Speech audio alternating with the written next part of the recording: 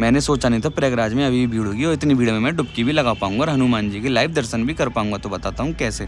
आज रात को गाइस हम लोग की थी ट्रेन 9 बजे की और फिर सुमित भी आ चुका था मेरे घर पे, मैं भी रेडी हो चुका था। मम्मी कहती है मुझसे पैसे लेके जा, मैंने कहा मम्मी है मेरे पास। स्टेशन पर हम लोग आके 3 दोस्त हम लोग चले गए प्लेटफार्म की तरफ। प्लेटफार्म पर आके देखा तो बहुत भीड़ थी और ट्रेन भी आ चुकी थी और फिर हम लोग ने देखा 2 AC में भी बहुत भीड़ है। फिर हम लोग जैसे तैसे चढ़ भी गए थे।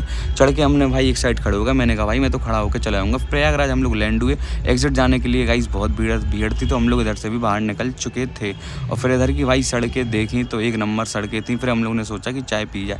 फिर हम लोगों ने लगवाई 3 चाय। तो मैंने कहा भैया बढ़िया चाय लगा दो, एक नंबर। और फिर संगम 2 किलोमीटर भी रह चुका था। मैंने कहा चलो ये बढ़िया है। फिर फाइनली हम लोग प्रयागराज महाकुंभ आ भी गए थे और तुम्हारा भाई बहुत थक भी गया था। तो गाइस हम लोग से साइड में बैठ के हम लोगों ने मोबाइल चार्ज भी कर लिया था। और फिर जैसी नदी में पहुंचे त्रिवेणी प्रयागराज और फिर तुम्हारा भाई पहुंच गया गंगा नदी में और फिर डुबकी मारी सुमित ने सबसे पहले। मुझे बहुत ठंड लग रही थी लेकिन मैंने जबरदस्ती करके डुबकी मार भी ली और ऋतिक ने भी डुबकी मार भी ली।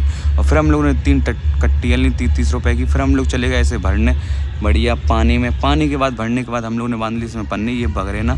और फिर मम्मी के लिए लिया मैंने सिंधु और सुमित ने भी और मेरे दोस्त ने भी। और फिर ऐसे मौसम में तो मैगी बनती है तो फिर हम लोगों ने लगवाई 3 मैगी बढ़िया। 3 मैगी हम लोगों ने खाई बढ़िया।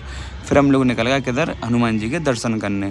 और फिर इधर से भीड़ थी कम से कम 5-6 किलोमीटर। फिर ये देख लो टीवी में हनुमान जी के दर्शन। और गाइस 2 घंटे खड़े खड़े तुम्हारा भाई बहुत थक गया था।